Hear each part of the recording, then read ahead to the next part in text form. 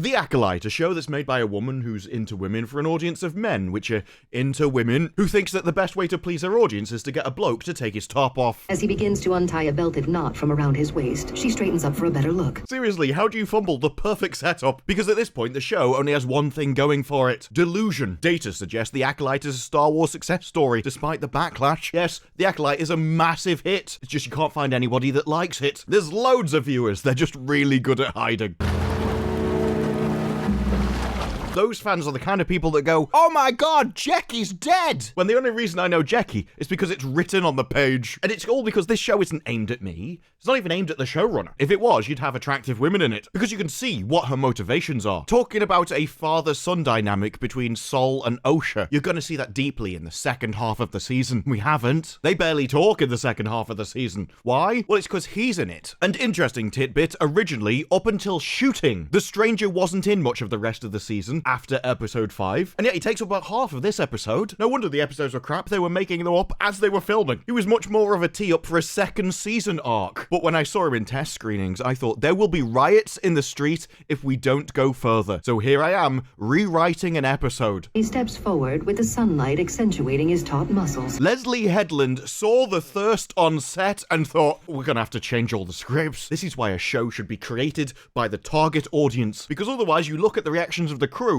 which is the only things you've got to go on, and you think, well, this will make the audience at home stain their sofas. Who is Manager Kinto? That ridiculously hot Sith Lord from The Acolyte. The latest Acolyte episode is Star Wars at its most sexy and deadly. A masterful reveal, a hot baddie. And that's all well and good if the target demographic for it wasn't about 5 people. Yeah, in episode 7, yeah, Osha's getting in the water. Right, okay. If anything, Leslye Headland's biggest problem is that she didn't play into her own ideas, and instead decided to listen to people whose last dose of testosterone came from when their cat was on heat. They don't get testosterone on heat! No, but at least then a man was trying to get in their house. Sheer hubris. In fact, the only thing I can see appealing to Leslye Headland in this episode is that hot baddie, when he exposed himself, had clearly been whipped. He begins to undress, revealing a prominent scar on his well-toned back. Crushed, made submissive. And there's only one person in this entire show that uses a whip, and it's Leslye Headland's wife. Her wife dominating the patriarchy. I can definitely see that appealing to Leslye Headland. Outside of the confines of heteronormativity, misogyny, and racism. It's thug life. Yes, it's that time again for straw rats, or MILF Sakul. Oh, I suppose it would be MLIF. MLIF. Forgotten who we are, where we come from. Where did you go? Where did you come from, Cotton Eye Joe? We start with Osha waking up in a cave with a pool of water in the middle. I know from having a dining table, I kick that thing all the time. I would definitely be falling into that pool. But she sees healing supplies and bandages on her side, and I'm like, that's weird. He clearly force healed you in the last episode. We saw him do it. They made a big thing out of it. But luckily, he doubles up as a nurse. Now, the thing is, as she's looking around, she sees him cooking some food, and I'm like, how much food do you need, mate? He is making a massive barrel of fish. I know his intention is probably not for Osha to run away, but I didn't think he'd do it by making her fat. So she climbs out of bed and we get a feet cam. Leslye probably thinks that balances out all the Jacinto scenes. She's like, oh, we'll put her on wiki feet. But she grabs a bottle, sniffs it, and is like, that's definitely vodka.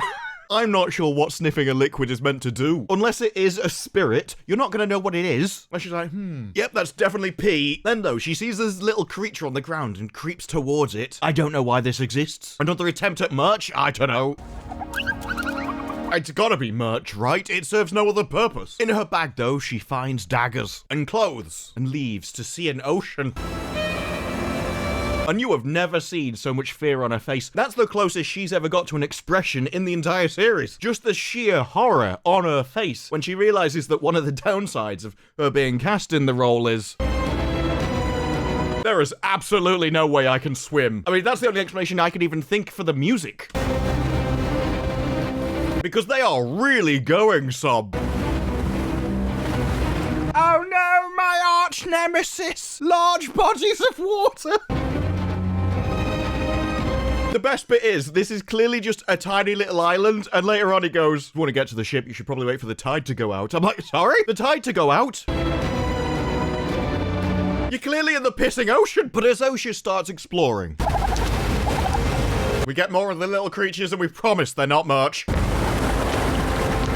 I've just realised there's a little baby one. It's definitely merch, isn't it? Should we make tiny little creatures and then make tiny little creatures? This is how you know the audience isn't blokes. The same middle-aged women on antidepressants that put their dogs in outfits, which explains everything about this episode, actually. They really did just make it for the people on set. But in the distance, she sees the ship, and I still stand by the fact that there's no way that ocean's going out there, and I would still want to see her try and swim it. But she turns around. And from the direction that she's literally just walked, we see him incredibly close walking away. Where was he before? Did he climb out your hood or something? Were you carrying him around in your pocket? And while Amandla Stenberg desperately tries to work out what an expression is... No, I think we tried. We're still working on it. One day, she might actually become an actor. In the meantime, I can only assume she was thinking, oof, what a hot baddie. This is what passes for media criticism.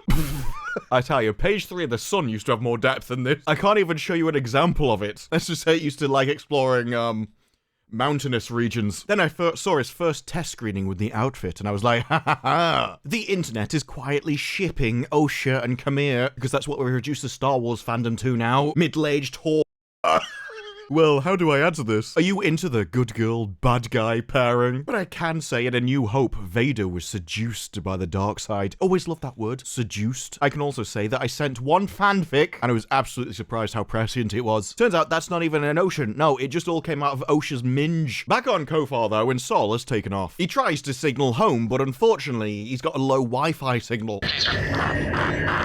Just can't get a message through for some reason that no one's quite worked out yet. Not that it would have done him any good, even if he had got a message through, because he refuses to say the most important thing ever. We've met the Sith, they're back! There's been my whole team is dead. To who? They're dead. Them being dead doesn't matter anymore. What matters is what killed them. Also, it's very difficult to take seriously that you even care about this, because I remember what your Padawan was going around telling everybody. It's always an honor to get to witness anything or anyone transform into the Force. She was a pissing lunatic and you taught her. If she thought it was an honor to watch people die, I don't know why you don't. So he just keeps panicking and at no point ever gives anyone useful information. Meanwhile, May's walking around the ship and, this little furry dude, we're gonna call him Joe. Well, he's just engaging in some creepy behavior with her. Yeah, he can tell if you're on heat from 100 paces. We were ambushed. Someone knew we were coming. Someone? We were ambushed by a Sith. But a Jedi like you might call me Sith. The Sith came back and wiped us out. Why are you never using the word Sith? The Sith have been extinct for a millennium. Now, at this point, she's creeping up behind him, and it's very strange. There was an interview with Leslye Headland where she said the reason May dramatically sheared her own hair with a lightsaber was to impersonate her sister and infiltrate the Jedi. That was supposed to be the biggest game changer moving forwards. It's all over in about 10 minutes. Leslye Headland told us an entire Acolyte story that doesn't happen. At this point, I think she's just taking the piss. I mean, she did say that Jacinto is inspired by Elden Ring and that he doesn't wear any armor because they didn't in Elden Ring. When you summon people, you almost always summon people that aren't wearing anything. She set her entire Star Wars villain around let me solo her. She's definitely taking the piss. You can't convince me she's not going around the media trolling. False stories, saying everything's like Elden Ring. The only person to get the kit off is the person that she or the audience wouldn't care about. Her mission isn't just to finish off her kill list, it's to prove how the Jedi, and especially Sol, are not who Osha thinks they are. Which is weird when she does this. It's a larger threat than we anticipated. Just pulls out a knife immediately the moment she sees him. If that was your plan, why didn't you do it back in the pissing forest? She doesn't just want to finish off her hit list, she wants to actively get proof that Sol is evil. We forget all that though right at the start of the episode. In fact, the only reason why she stops Osha. because he knows she's there, and so a surprise attack wouldn't work. And because she's ass, she knows she couldn't beat him in a fight. I'm going to reset the transceiver. Take the wheel. She could always just crash into the earth. Let's face it, look who's driving. It's probably going to happen anyway. You've got all of space to aim for. No, she's definitely hitting the planet. There is no way you could get her insured as a driver. Sorry, they. That's why that bit through the windscreen had to be CGI'd. We want to put her behind the wheel of a real vehicle? Are you insane? No. Stick her in something that can't move and green screen it. Down in the ship, though, Sol goes for a little cry. He's a Jedi who seems to have taken his acting cues from Cutie Gatwa. As you all know, Jedi renowned for being highly emotional. What you've written here, Leslye, is a Sith. Congratulations. But despite being one of only 2 cast members who can have an expression on their face, both of them blokes, he pulls himself together and gets back on with the mission, while getting sniffed by the creepy one. Creepy Mr. J, who's trying to mess with OSHA's robot. I'm assuming because he knows it's OSHA, but has absolutely no way of communicating it with anybody. Either way, he eventually finds the charge-up port for the droid. He knows it's the charge-up port for the droid because OSHA stuck a sticker on the wall that resembled his face. I don't know why, in case OSHA forgot where to charge her droid. What's even weirder, this isn't OSHA's ship. OSHA only got on the ship a couple of weeks ago, so she got on a ship, decided to print off and put stickers on the wall, and then somehow they got that dirty in about 2 weeks. Or less. Days, probably. I don't even know what's happening, to be honest. Either way, the droid wakes up, starts speaking to him, and presumably going, "It's not OSHA! Oh, it's not OSHA!" It's not much. But of course, after showing off his arms, because the male-dominated audience will love this, my favourite thing about Disney is when you just say what they do out loud, it does come across as farcical and as if they should all be fired. I remember when we were showing in his costume sketch, and it just showed his arms a little bit. And he said no. But we did it anyway, yes. There is a history in Hollywood of getting men that don't want to be shown this way, and then the showrunners force them. This is now the 3rd example that I know of. That's how obviously bad their decisions are. Anyway, he goes for a swim.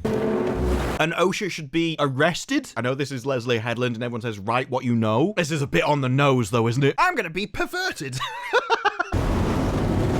He's taking off his clothes. I better not get spotted by him. Before this, it was just me that needed to get arrested. Now, it's OSHA as well. So she watches him take his kit off, and quite frankly, I'm amazed he doesn't hear her. Not because she's making any noise, it's because you keep hearing this dripping sound behind him. As he begins to untie a belted knot from around his waist, she straightens up for a better look. But as you see his back, it's like, hang on, those are weird marks. Be very weird to survive some kind of dagger or lightsaber attack in that pattern, but it could be a whip. He begins to undress, revealing a prominent scar on his well-toned back. Who do we know that uses a whip? Oh yeah. So as she's watching him basically drooling, we also get him on WikiFeet, so you know. I think Leslye Headland's got a taste. She has to follow him out because he's gone behind a rock and she needs to keep his arse in view. He steps forward with the sunlight accentuating his taut muscles. Still not mastered how to have an expression. And like, okay, there he is swimming out and that's all his gear. She'll just go over and grab it, won't she? No, I like to watch. Oh yeah, that's the good stuff. This is creepy as hell. I always thought Hollywood didn't need intimacy coordinators. And then I realized when women are running something, they definitely do. The blokes can clearly handle themselves, but not these people. Either way, he swims out, and she has been so busy staring at his arse go off into the water that she never noticed. Hang on, there's a lightsaber there. Oh, if only I hadn't been distracted by the sight of underballs swinging in the breeze, I might have been able to spot it. It's not as if he hid it. And you could tell by her expression, she didn't know that was there before. I think that's what her expression is meant to show. I mean, she does only have one. But he's like, yeah, I know you were there all along. I set this up. I intended to lure you to the dark side, because if the light side is the sun, the dark side would be a full moon, and he definitely showed her that. So, as she grabs his saber... How does it feel? How does it feel to grip my shaft? I do have to say, throughout this entire scene, she has a very weird fighting pose. I can imagine in sword fighting there is an element of bend your legs, but with her it's more like she's doing squats to impress him. There's not even a reason to have a big arse in Star Wars. It just gives you a bigger hitbox. How does it feel? She's even sticking it out during the fight pose.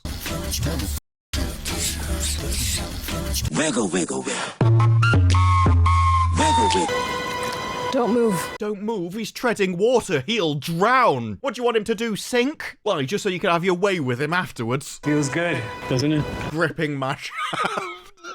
A lot of the time I'd say this wasn't intentional. In this scene, it's definitely intentional. To hold one in your hand again.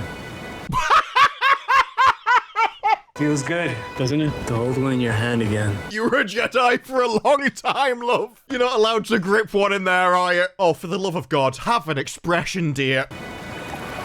Rather than one of just, I sniffed a bad smell. I said you didn't keep your own lightsaber when you left the Order. You should keep your elbow higher. Gives you more leverage. But then we realized that she has absolutely no idea how to use a lightsaber. Stay where you are. It's not a pissing phaser, love. What do you think you're gonna do? You can't squirt plasma out at him. That's what he does to you. And why are we still squatting? Like, look, love, I just want to get my clothes. You pervert. At that point, I'm surprised she didn't walk forward and go, no, you're staying like that. This is just fan fiction. It's just fan fiction. She's like, oh yeah, I'll let you get out of the water. He'd just been in the ocean, but he wasn't the only thing dripping in this scene. Luckily, we've got a mop ready for the cleanup afterwards. I'm wondering if it's honorable to kill me like this. That's not what she's wondering. She's wondering if she can turn that lightsaber into a solid object. If only she had a training stick saber handy, they'd be able to get a lot more use out of it. We were hunted, What's going on with her? executed, forced into hiding. But after he's decided it's Sunday, I'm going to show you my meat and 2 veg, we just have her looking downwards at all times. I mean, what? If you were going to do this scene, you needed her with a kit off as well. It was the only option. At least give the audience something to look at. That's why this is so confusing. The audience doesn't like this. Leslye Headland doesn't like this. Leslye Headland's wife doesn't like this. Why would she choose the smallest demographic that watches Star Wars and go, yeah, we'll make an entire scene just for them? But he's like, isn't it weird? Killing me a few hours ago would be justified, but a few hours later, it's vengeance? That's also my thinking. I would have just cut him down. That would have been perfectly fine for a Jedi to do. Now you're wondering how I can read your mind. I can't. Well, I realised that when he was going, you're thinking about how you can kill me. I'm like, no, that's not what she's thinking. That's not what she's thinking she can do to you. Otherwise, she'd be holding her sword in a sword position rather than, well, there isn't too many reasons you'd want to point a shaft at him. But she's like, why did you bring me here? Why am I your prisoner? Do you want to kill me? Prisoner, you're the one with the weapon. That is a good point. It did make you look stupid, love, didn't it? Although we can all tell by the way you're holding it, you have absolutely no idea what to do with it. First time, I mean, I doubt it, but you were a Jedi for a long time. But she asked, did you kill Saul? No, I didn't. Did you kill me? No. Although he does find it interesting that she asked about Saul first, rather than her sister, and I'm just thinking, why? Interesting you ask about him first, though. Is it? Her sister did try and murder her, and she was evil. Surely by this point we have to be in I wouldn't piss on you if you were on fire territory. I think that's understandable. And he's like, I could tell Saul taught you the Jedi arts, but he's more to you than that. You have a special relationship, yes, and Osha is a very special person. Master and pupil. Padawan. Why do we keep calling them different words than the Star Wars ones? So he just walks off while she's just pointing her shaft at him. He doesn't care at all. I told you, if you wanted him to be interested in her, we needed some eye candy. Instead, you made her look like she was part of a hugger hoodie scheme. Americans are like, what? There was a time in the UK where our leader literally wanted people to hug a criminal. Wild days. Well, it used to be wild. It's far worse now. And it kind of fits when you're talking about Osha, who definitely wants to hug a criminal. This is the ultimate, I can fix him. Yeah, the light side is hidden in her minge. Back with Saul now. She's supposed to be a pissing Jedi. What an emotional wreck. A complete puss. No wonder she's looking at him like, what is this creepy freak doing? Please, sir, can you act like a man? You saved us, Osha. Who's us? You're the only one who's alive. If you want that statement to be accurate, it's got to be, you killed nearly everybody, Osha. You saved me. Oh, well, I suppose that's what matters, eh? We've gone from us to me as he realised, no, actually, you did get everyone killed, didn't you? Yeah. But obviously, as this is Hollywood, we have to obey the universal truth. No woman can be responsible for her own actions, and as such... That man corrupted your sister. Can't be her fault. It's not her decisions, her choices, her agency. No. Obviously, it's somebody else's fault that she's evil. I'm sorry. Don't be sorry, mate. Be better. Be a man. He says, I will go to the High Council and tell them everything. And she's like, hang on, how can you be this close to me and not see the tattoo on my forehead? At that moment, though, just when he's about to get down to some answers, he gets interrupted. It's a coincidence. 5112 to pilot GX8, you are cleared for... You can finally say something. Your next words should be, we've discovered the Sith. They've returned after millennia and wiped out my team. Oh no, the entire energy system of the ship went down just as you were about to say it. That's a coincidence. So he turns to May, who he thinks is Osha. You want to take a look? Give me a couple minutes. I think that's what Osha said to Jacinto as well. I just need a couple of minutes. Now, how do I misalign this lightsaber crystal so it vibrates? Back at Jedi headquarters, we get this whole thing about the Senate and how the Senate is turning against the Jedi, having votes to try and limit their power. And the guy's like, it's okay though, the Jedi have always been transparent with the council, literally as she's covering something up. So, you know, I'm very coincidental that that is said. At that moment, though, Captain Soy enters the room. What is it, Mark? Mr. Danglybits, why are you even here? Seriously. We both know you've got nothing worthwhile to say. If you had, they would have sent someone important. Received a distress call from Master Soul. Oh, sweetie, didn't they? He was in distress, you see. He didn't know the difference between a skirt and a kilt. I said, oh, darling, why don't you just choose whatever you want? There were casualties. Who? The entire team. Apparently, because he sent the message, he didn't go, it's a Sith! The Sith are here! Then they only actually heard that there were casualties on the planet and everybody was dead. Why at no point does he... The Sith! Back everybody! That's the most important thing. The Sith have been extinct for a millennium. And of course, upon discovering that all the Jedi had been wiped out, Leslye Headland's wife desperately tries to have an expression. Well, that was unfortunate for all involved, wasn't it? But she says, prepare a rescue team for planet Kofar. How'd you know he's on Kofar? I sent him. Back with the absolute degenerate now, I mean Osha, and the walking along the beach that you saw at the end of the first season. This at least proves that May knows where this planet is. And Osha says, you speak as if you were a Jedi. I was, long time ago. Which confirms when Leslye Headland's wife said that May was trained by a Jedi, it was true, because he used to be one. And she recognized that from a hologram? And he's marked by a whip. I mean, look, if Leslye Headland's wife isn't evil, she at least caused him to fall, I'm guessing. I've never heard of you. Love, if our reality was limited to what you know, then the universe would just be his dangly bits. It was a really long time ago. How long's he been alive? She starts off though, if you keep me here, Soul will find you. And you know why? He's found me before. His strength in the Force is very powerful. Yes, his strength in the Force is very powerful. He has bigly strength in the Force. No one has ever seen strength in the Force like it. I'm not going to say that this series had bad script writing, but I think it speaks for itself. He tells her though, you think that's his strength? No, that's yours. He tracked you by your strength? What? I'd start swimming if you want to make it to the ship before sundown. I did laugh at that line. Yeah, I do think he's taking the piss. He's clearly like, look, you're Danish.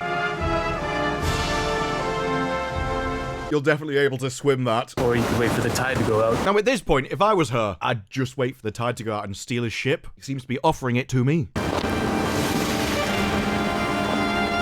But as she's desperately trying to have an expression and fails, she's not that clever. I tell you what. Paint drying on a wall emotes more than she can. We could have put a mop in her place and been like, no, actually, I feel the emotions of that thing. Does her face move at all? No. No is the answer. Back with May now. I have to tell you the names because otherwise the expression is exactly the same. She starts messing with her droid, gets sniffed by, Miniature Joe. And to be fair, he fights as well as she does. I think he's in with a chance. Hey! He really shouldn't have gone to hug her leg and just punched her in the butt. Okay. Okay. She didn't even know he was onto her, so I'm not sure why he attacked her and stamped on her foot. It's just showing his cards at this point. But as he runs away, over to the droid now, and, well, it's like a live-action replay of Jacinto and Osha. Didn't even give her any warning first. I usually get a little warning before that happens. And how to get goop out of my eye is, well, it's always an interesting Google search. Calm down, love. I'm sure it's not the first time. So the droid, considering it's an inanimate object, does look particularly pleased with itself. Isn't it weirdo? A bit of plastic that literally can't move somehow manages to be more expressive than Amandla Stenberg. Resetting you to factory settings. A long, long time ago in a galaxy far, far away, still can reset droids to factory settings. Do you want to know how it does it? Yeah, we hold volume down and the power button at the same time for 5 seconds. I'm not even joking. In a universe where droids are essentially people with their own personalities, tastes, and knowledge, where wiping their databanks is equivalent of killing the droid. Yeah, you just hold these 2 buttons down for 5 seconds, love. It'll be fine. As he reboots, and now rather than blue LEDs, he has red LEDs. By holding volume down and the power button, she's turned him evil. What is pissing happening? I don't know why you nodded your head like you did something badass. Yeah, that'll teach you. Can you run a check on the power system? Can you change the expression on your face? Back on the island now with the things that definitely aren't merch and their little baby merch. Leslye Headland failed to realize if you want to make small merch, it has to be cute. What did you mean by strength in the Force? What do you think he meant, you dumb cow? You're strong in the Force. What do you mean I'm strong in the Oh my. The most unrealistic part of this episode is that anyone would want to kidnap Osha. No wonder he wanted to give her a shit. No one can physically stand her presence. Exactly that. Duh! What do you think I meant, Osha, you silly tart? So they have a really weird conversation. If you were a Jedi, you'd know that your power weakens in the Force if you don't exercise it. That's what the Jedi want you to believe. They want you to believe there's only one way to access it, and it fades over time if you don't practice what they believe in. But there is another way. Yes, there's another way to access the Force. We call it evil. Honestly, even his description of the Force makes it sound evil. Below the surface of consciousness are powerful emotions. Yes, weakness. You can give in to your emotions and let them rule you. Pretending life is tough when I'm in fancy clothes. Cry wolf. because unlike in reality, the Sith really is the only place where your feelings matter. Any other time in life, it's like, just grow up. That tells me you're afraid of the truth. Grow up is the answer. Anger, fear, loss. Is any of this sounding like a good thing? I'm trying to attract you to my side. Have you ever considered embracing the emotions of anger, fear, and loss? Oh, you sure know how to seduce someone to the dark side, don't you? You stood a much better chance when you had your kit off, mate. Loss, desire. Turns out that was his plan after all. I was gonna bang you to the dark side. It brings a whole new dimension to feel the power of the dark side. The greatest threat to the Jedi Order, celibacy. That's the path to the dark side. Wait, how do you know that? No, this makes no sense. Because she could only have been told that by the Jedi, but earlier on he said... The Jedi teach there's only one way to access the Force. Well, they clearly pissing don't, do they? Because she knows... That's the path to the dark side. You contradicted yourself in the same pissing scene. Obviously, the Jedi have to teach how you access the dark side to teach you how to stay away from the dark side. And you're like, they only teach you one method. I don't know why he's walking around as if he's some special, unique information. Everybody knows about the Sith. Semantics. But it means the Jedi teach 2 ways to access the Force, you tart. You murdered my friends. To be fair, your friends are insufferable, and they got what they deserved. No one in the audience was unhappy with what happened. Most of them cheered. He's like, well, duh, I killed Jedi. I killed those who threatened my existence. Now, to be fair, you did attack them first. So the stop hitting yourself excuse, that doesn't really work for you, mate. You killed Yord. I already like him. Stop trying to sell him to me. A man who didn't hesitate to turn you in for a crime you didn't commit. But he didn't know that at the time. Why are we making really poor excuses? It's like you're trying to out-idiot each other. Wait, how do you even know that? You shouldn't even have access to that information. Again, I don't know whether that means there's a secret informant inside the Jedi that is feeding him this stuff, or if that's just a plot hole. It could well be just be bad writing, him knowing information that he can't have known. You killed Jackie. I said stop selling him to me. Everything he says in this scene is stupid as well, and then you keep making me join his side. But he says, how did you think that was going to go? You'd have the same relationship with her that you did with your master. One-sided. And even if it wasn't, what were you going to do? There is no way that this can work properly. What are we supposed to get out of this? I've been watching Dark recently, and so it's on my mind. What happens when you smash 2 black holes together? They come so close, they can't escape each other's gravity. They merge to become one bigger black hole. It's such an event is extremely violent. And when simulating it on powerful computers, we cannot fully understand it. That explains why they never put it in the show. They didn't have big enough computers for the CGI. Who can't go as deep as you can. Whoa. After she's seen the good, she knows exactly how deep he can go. I'm not my sister. Look, this is Disney. I'm sure they wouldn't be against you inviting her as well. I'm not that easily corrupted. Oh. I'm not my sister. I'm less of a whore. I'm sorry, love, but I think we've got some evidence against that earlier. Thoughts? You're literally staring at him. Can you read my thoughts? He's got a dangly bit. But he says, you stayed here to do something, so do it. Pulls a lightsaber against his chest. Turn it on. I never thought I'd be sitting here with her gripping his shaft and like, well... Turn it on. A Jedi doesn't attack the unarmed. Well, I mean, firstly, you're not a Jedi. You haven't been a Jedi for years. You left the Jedi Order. Secondly, he's an evil Sith. It's justified. Just do it. There's nothing immoral or wrong about this situation. But he's like, why did you think of yourself as a Jedi? They didn't want you. That's not true. I left. Yeah, but why? Because I chose to. Are you sure about that? So in other words, it seems that her memories have been altered again, probably by Soul. Probably the Jedi kicked her out, and so they changed it to make her think that it was her own choice to leave in the first place. And it's like this anger, this pain, this is who you are. And that's why they threw you away. And you'd just be like, well, if this is who I am then, and just beam it through his face. He's an evil Sith. Jedi, destroy Sith. He's a Sith. Lightsaber, face. Why are we not pressing the pissing button? Then why aren't Jedi?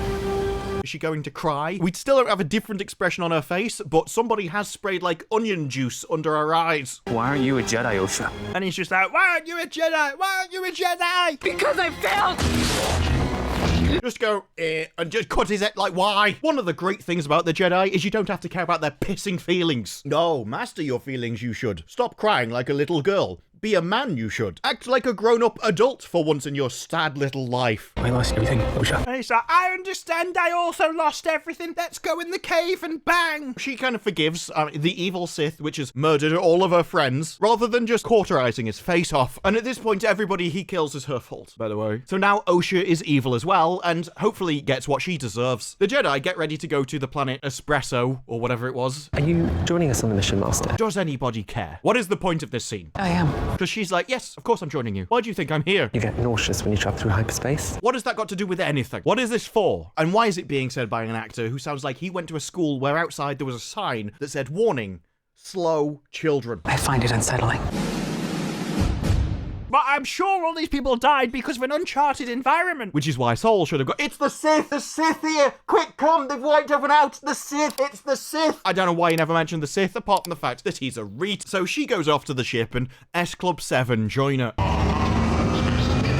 We get little Joe going through the tunnel system in the ship, and May is tracking him by his torchlight. Sol calls her over, though. How could I not have sensed that villain's true intention? I don't know, mate, but there is one right in front of you. You seem to be a bit of an idiot. This one's even got a glowing mark on her forehead, which is not only clearly visible, but you've spotted it in a forest before at distance. And she's saying, I think when you really want something, it can cloud your mind. And he says, I noticed the way that you talk to him and love him, even though he's just a machine. I'm like, yeah, that was the one before she deleted his entire personality by holding 2 buttons. I'm not sure why she engineered a droid that she could murder that easily. She could actually roll over in her sleep and delete her droid's personality. But they have a heart-to-heart. I had to lose a lot of myself to become a Jedi. And then decide to get really suspicious. Have you told me everything that happened on Brentalk? It's like, oh, hang on. Osha's never asked me that before. It's like, you were very young. Yes, but I'm not now. You can tell me. And so, as the power comes back, she marches to the comms terminal. My name is...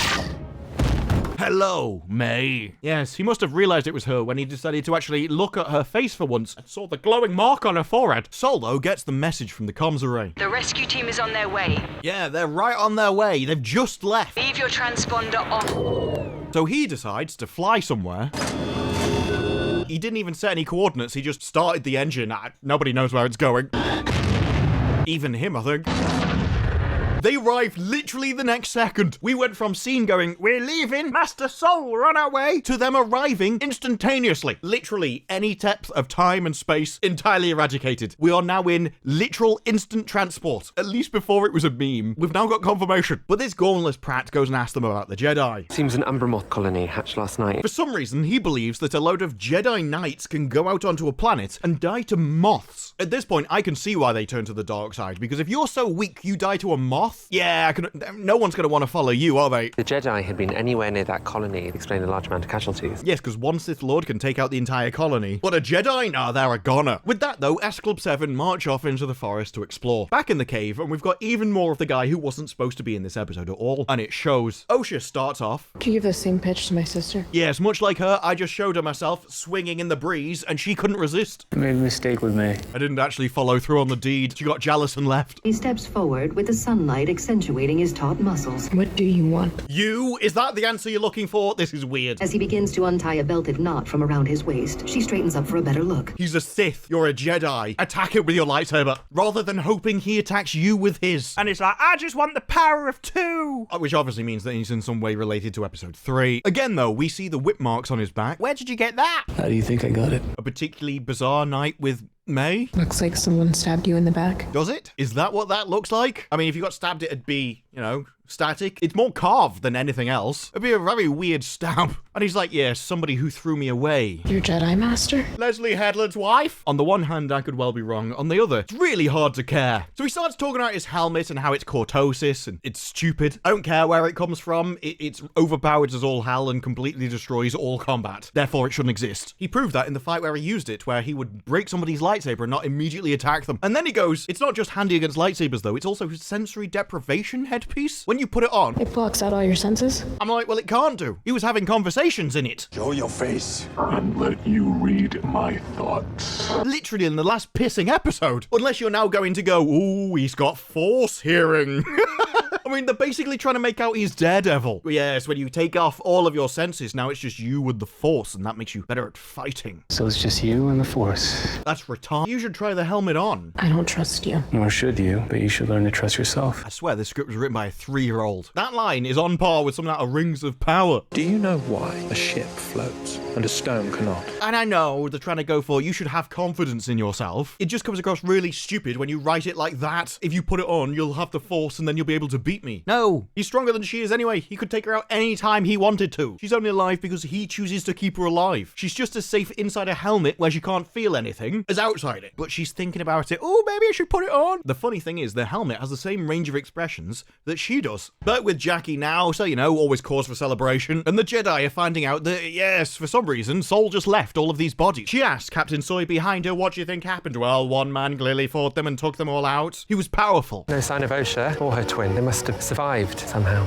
Somehow they returned. Thank you, Captain Obviously Soy. They're not dead, so they must be alive. Somehow they returned. What happened here? What do you see? What an idiot. What happened here? Well, why don't you tell me? I don't know. That's why I was asking you. I despise this kind of writing. An explosion, then a battle. He already knows. What happened here? You already know, don't you? Yeah, but I thought I'd ask you for absolutely no reason whatsoever, but I can tell you what happened yourself if you want. I don't really know why I was asking in the first place. One versus many. His power extraordinary, his skills erratic. What do you mean? They keep saying this. They said it about May. His skills are erratic. No, he beat all of you. He's obviously more skilled than you are. And everyone keeps going, oh no, it's erratic. He's not like a Jedi. No, it's because he's a pissing Sith. But Leslye Headland's wife, well, not having an expression. She looks up in the corner of her eye because that's how you know she's noticed something. And then, without having any ability to act, All aim.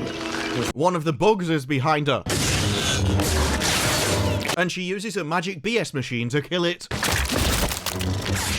We had to make sure that he knew that, you'd be in trouble if that attacked you, but don't worry, she's got you. They were all killed by a lightsaber. What does that tell you? That a Sith did it. All the Jedi were there, so someone evil killed them. Someone evil that uses the Force is called a Sith, therefore a Sith did it. Powerful Jedi has fallen. What? A powerful Jedi has fallen to the dark side, so he's a Sith then, right? The Sith have been extinct for a millennium. We all now know about the Sith. Master Soul was responsible. How have we got a Master Soul? He literally messaged you and said, we've got attacked. You've worked out that somebody with a lightsaber has killed them and he must be a Sith. So he's reporting that he got attacked and ambushed by a Sith. And you're like, maybe he did it. Are you an idiot? If I phone you up and say that somebody crashed into my car, are you going to go, whoa, must be you? Must have crashed into yourself? That is quite the accusation. It's literally something that doesn't make sense given what you've seen, and for some reason, we just accuse them all. The fact that she didn't go, you are an idiot, get back to the ship, you pissing fool. I'm demoting you. Who else would possess the power to slay such a strong group? A Sith! Someone has fallen to the dark side. Oh my god. I'm actually offended by your stupidity. Something to tip the scales. A Sith! The Sith have been extinct for a millennium. If he did this, why would he send... Why are we still on about Soul doing this? You pissing moron! Oh, I wish that bug had eat your face. But if he did this, why would he send us a distress signal? Exactly. So he clearly didn't do this, did he? Why don't you go back to the ship and go, hey, Soul, who attacked you? But they go back to the ship, and ADR a line in, which I think was only said when everybody else had a problem with it last week, as she walks off and goes, prepare these bodies for burial. It's definitely recorded afterwards, wasn't it? That's one of the best things about the showrunner being married to her. You could just be like, hey, could you just speak into this microphone for a second, please? Yeah, we forgot that we should probably care about the bodies of our murdered friends. Don't worry, we'll just stick it in as you walk off screen. It's time to get back to the ship.